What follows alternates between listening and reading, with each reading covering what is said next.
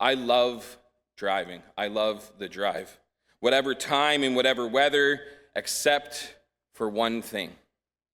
I've noticed that at a certain point in our drive every time, my hands start to tense up. And always seems to be in the same place, Toronto. There is something about getting into that city that unconsciously at times, my body starts to tense up as I drive. Now, it could be the traffic that seems to always be there, regardless of the time that we drive through. Or it could be that it forever seems to be in a state of repair, construction cones all over the place. Perhaps it's the number of vehicles on the road that seem to come without a functioning turn signal, or at least it's not regularly used by those who are switching lanes in and around us.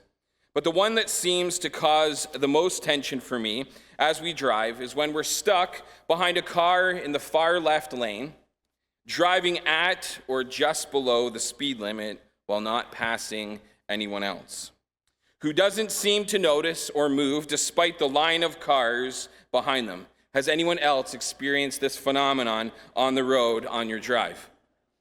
If you haven't, perhaps you're that person. Just something to think about. But while this causes tension for me, there is that one moment of relief for me as I drive by them on the inside or the outside and look over for a brief second. A quick glance, one of these, to see if they're as foolish, perhaps, as they appear to be as I'm driving behind them based on their driving abilities on that given day. I will admit that I judge them based on that short time spent behind them on the highway, seeing that moment as a defining moment for this person that I do not know. So you can imagine my shame and my guilt as I open my Bible this week to Matthew chapter 7, as we continue with our lessons from the Mount, and I read the words of verse 1, "Do not judge, or you too will be judged." Bit of a wake-up call. Thinking about the times I've judged people in that way. But, as Victoria alluded to the kids before, in other ways as well, judgment or judging is a part of our human nature. The reality is that we pass often snap judgments and sometimes big judgments on people all the time in our lives. At times it's because of how they're dressed, the things they say or where they say them, the people they hang out with. Other times it's based on where they grew up, where they went to school or perhaps didn't go to school, who they cheer for in a major sporting event, what they do with their free time. We pass every day little judgments, quickly glancing on the way by to look and see if they are who we think they are or have made them out to be. We are, or maybe just I, am guilty of this multiple times a week, a day, maybe even more frequently than that. So don't judge. But is that actually what Jesus was saying to the people? So we're going to dive into that a little bit over the next few minutes. Because the rest of this passage highlights for us the meaning of what Jesus was saying, and he breaks it down in two parts. The first is found in verses 1 and 2. Do not judge, or you will be judged. For in the same way you judge others, you will be judged, and with the measure you use, it will be measured to you. Now, as we begin looking into this passage, we must first understand the context of it and the meaning of the word that Jesus was using and sharing with the people at that time. And so in the context of the Sermon on the Mount, Jesus is sharing these words, having just spoken to the people about checking their heart to see their motives and testing their eyes to find out where their focus is, as we've heard over the last 2 weeks. They've just been challenged to humble themselves, to become meek and merciful amongst other things, as we heard in week one of our series. So Jesus is now building on to those lessons in how to properly care for one another and to challenge or correct each other in his kingdom. So when Jesus says, judge not, or you will be judged, he's not telling the people to allow bad behavior, to stand by and watch as others fall into bad habits or stray from their responsibilities. He's not saying don't provide constructive feedback or challenge others in their thinking, their acting, or their interpretation. But what he is saying is how you do it will define how you will be judged in the end. It's not the act of judging that's the problem, but the harshness of the judgment and the hypocrisy of the one judging that becomes the problem for us, as he shares in the rest of this passage. Because the truth is, throughout the gospel narrative, we have examples of times where judgments are passed by the religious leaders and at times by Jesus himself. But it's how those judgments are shared, the heart of the way they're addressed, that differentiates the people and ultimately will lead to how they are treated in the end. Jesus, as we read through Matthew, Mark, Luke, and John, uses these opportunities to challenge thinking, to give them the chance to see the error of their ways, to change them from their hypocrisy, their cruelty, their inflexibility when it comes to things like picking grain on the Sabbath, separating themselves from the sick and sinners, their desire to accumulate more earthly power, possessions, and prominence. He does not condemn them based on the initial action of judging, but does highlight the consequence of what continuing in that harsh behavior will lead to. Throughout many different examples, he uses stories to highlight his point, and one that comes to mind for me is the parable of the unmerciful servant from Matthew 18:21-35. And if you haven't read it or you don't know it, Jesus tells the story of a servant who owed a large sum of money to his master. The master comes to collect and he begs for mercy. The master, seeing this, offers it to him by clearing the debt and letting him go. Following this, the servant goes out and finds another servant who owed him a small amount in comparison to what he owed the master. He asks for it back. The other servant begs for mercy, but none is offered to him. And the first servant has the other thrown into prison until he can work off the debt. Jesus in this passage highlighting for the people that this is how they are treating one another. They're asking God, asking him for mercy, for a loving response, but they are offering condemnation to others instead. That if that is how they will continue to treat one another, then in the end of their lives, they are asking God to use the same level of judgment on them. That there is a better way that they can learn to treat others, and that it takes us to the second point that he is making. That they were to turn the attention from the behavior of someone else to the behaviors that they see in themselves. It's in this way that he challenged them when they brought the woman caught in adultery to him.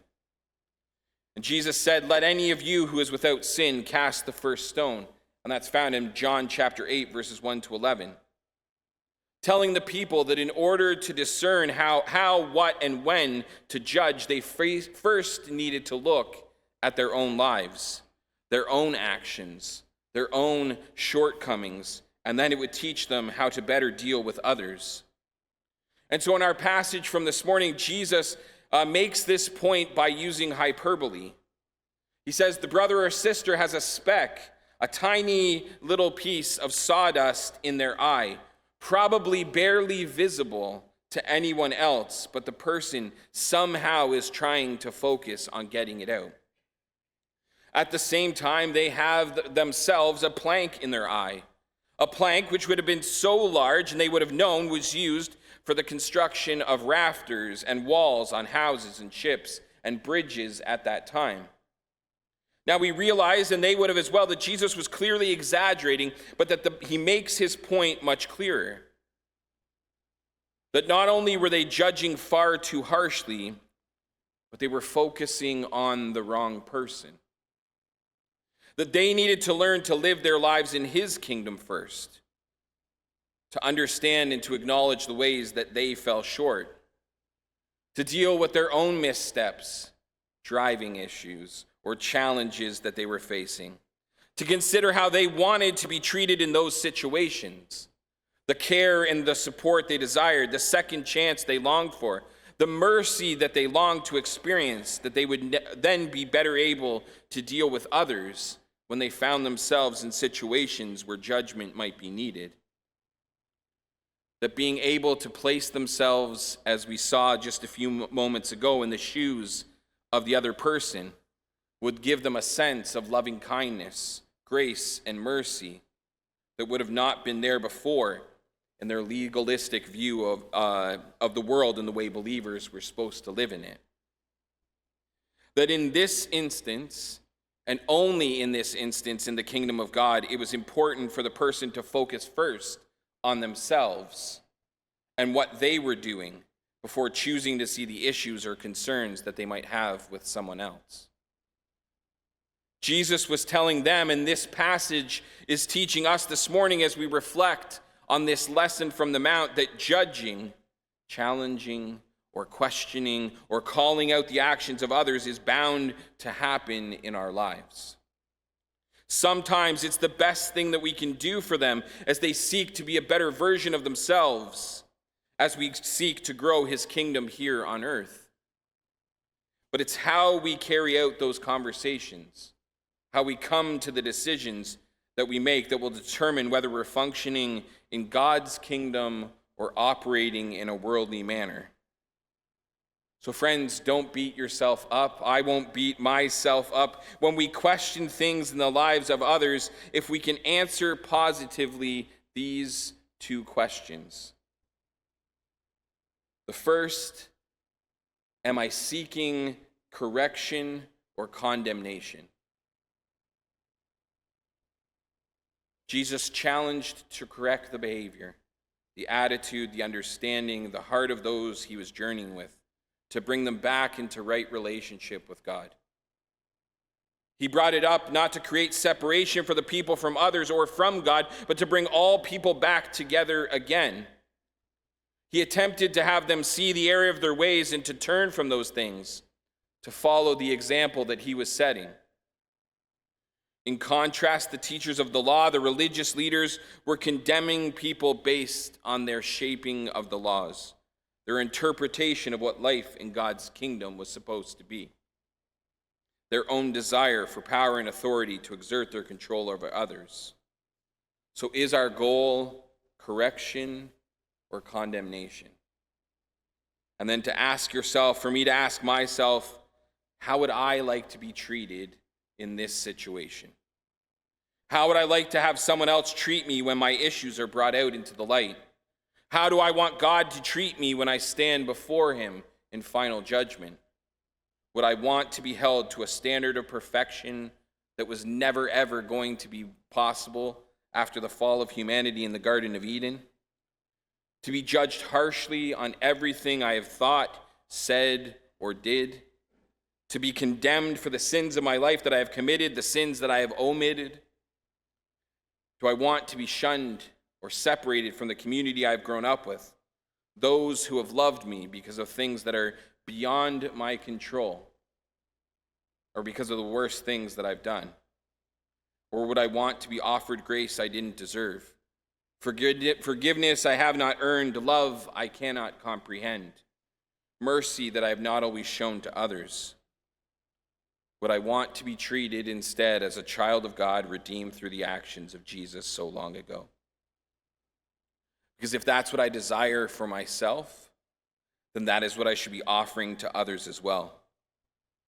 Offering grace to the ungracious, forgiveness to the unforgivable, love to the unlovable, mercy to the unmerciful.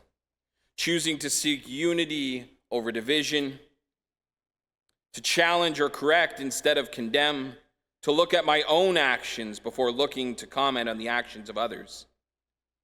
That perhaps on the highway of life, the journey of life that I'm making, I need to be a little more gracious, a little more loving, a little more patient and forgiving, focusing first on my own actions, looking in the mirror to see how foolish I look doing this, before worrying so much about helping others see how in need of help they may be as well.